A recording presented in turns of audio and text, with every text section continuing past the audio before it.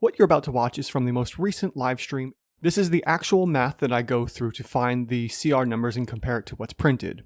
And with that intro out of the way, let's get right into the video. Our Ultroloth has an armor class of 19. It is a medium fiend, which we can leave alone, with 18 D8 and 18 Constitution, and just for the heck of it, 15 Wisdom and 19 Charisma. This should be a CR 13.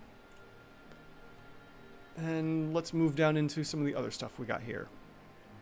Alright, it's got some skills. Don't care about the skills. It's got some damage resistances, which is Cold, Fire, Lightning, plus all the typical non-magical attacks.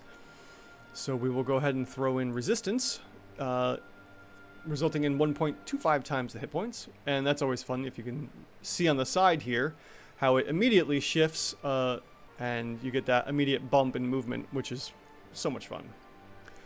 Alright, and then we don't worry about the damage immunities because there's only 2, unless it doesn't meet the CR 13, then I won't worry about immunities. And now we have innate spellcasting. So, what do we have for spellcasting? We have Alter Self, Clairvoyance, Darkness, Detect Magic, Detect Thoughts, Dispel Magic, Invisibility, Self only, so more than likely that's going to be our item here. Suggestion, Dimension Door, Fear, Wall of Fire. Let's get rid of all this here. So we have 2 damaging spells we need to take into consideration. We have Wall of Fire and Firestorm.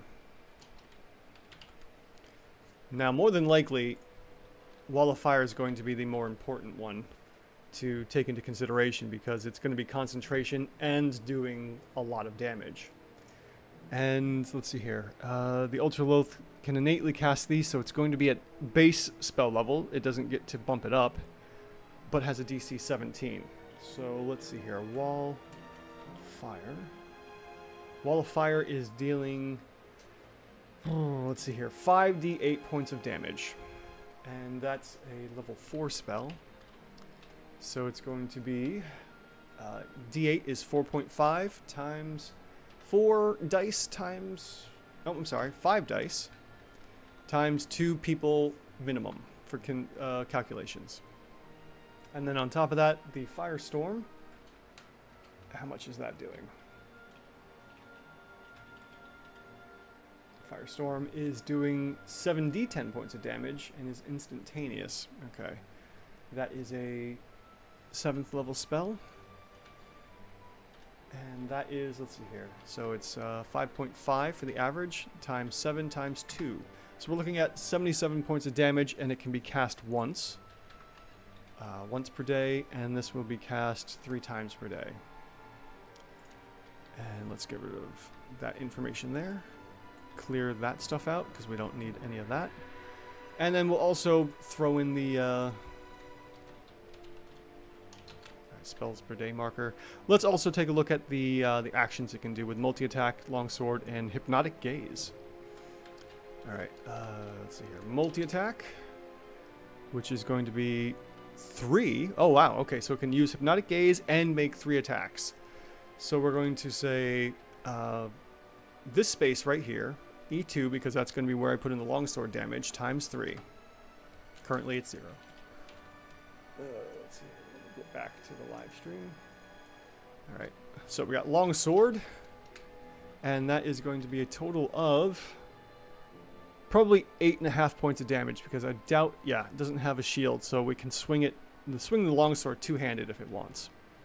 So we got 8.5 points of damage for our longsword, resulting in 25.5 multi-attack damage. Now, what does our hypnotic gaze do? More than likely, it's going to, okay, so it's going to charm creatures, which again could be considered an effective 1 AC, so we could throw that in. The teleport I'm not too technically worried about since it takes an action to do so. That one may not come into effect. So for the purposes of hypnotic gaze, we could suggest a little later on that might be worth a shot. But anyways, let's see about some of these other things here. So how would we look at putting in the damage here for the Ultroloth? Well, I always go for whatever's going to cause the most damage first. And the first thing would be setting up Wall of Fire as its action.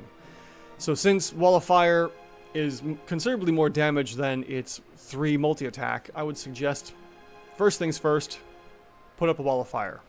So we can put in the Wall of Fire, which will be 45 damage here. I like to do this instead. And then it's going to be extra damage per turn because, you know, in theory, it would be set up in a way that players are still having to deal with this for the first couple rounds of damage. Next, I would then say, let's do a Firestorm.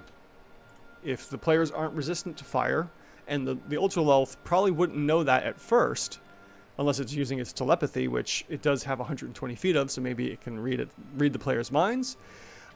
We would say, all right, let's use that one use of Firestorm rather than Mass Suggestion, unless Mass Suggestion is needed. We would have a total of 77 damage here, and already we're looking at 122 points of damage, possibly on round 2 of combat, resulting in an average of 70.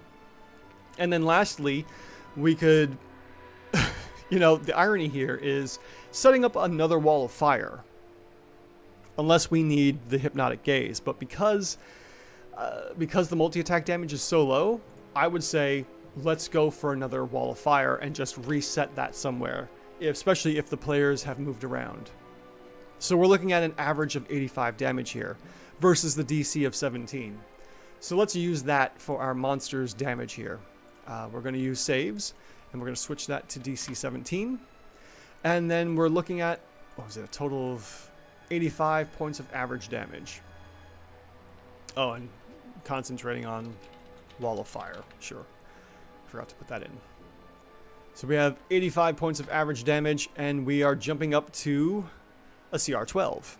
Alright, so our OCR is a 13, our DCR is a 10, and we have a final challenge rating of 12. So far, our Mezzoloth is underrated. Oh, it's not. I forgot about magic resistance and the magic weapon. This is why I should do these things in order like I always do. So now that I've remembered about the magic resistance, let's tick that box and see it jump up. Magic resistance. Here we go. Okay, there we go. Still not there. I thought it worked out to be the 13. All right, we're not there yet. So what's going on? What else could we be doing? Well, we do have the at will for invisibility, and I would suggest that this is another possibility here. Because it's at will and we can do invis all the time, and technically as far as I'm concerned, using invisibility just delays combat. I'm going to say invisibility is allowed, and this is usually how I always take it. Alright, let's throw in superior invisibility because it has it as an at will ability and it delays combat. Where are we at now? Well, now we're at the CR 13. Took a little bit to get there and took a little bit to find, but provided that the Ultraloth is using all of its magic rather than using its actions, and making sure to cast invisibility and let the players burn with the walls of fire, we have a CR 13 Ultraloth. This Yugoloth is evenly rated, but it is going to require using invisibility and Firestorm as well as the Wall of Fire. And there you have it. That's how you break down and expose the monster's CR values. If you like what you've seen, hit the subscribe button down below and give the video a thumbs up. I post daily, and until next time, thanks for watching.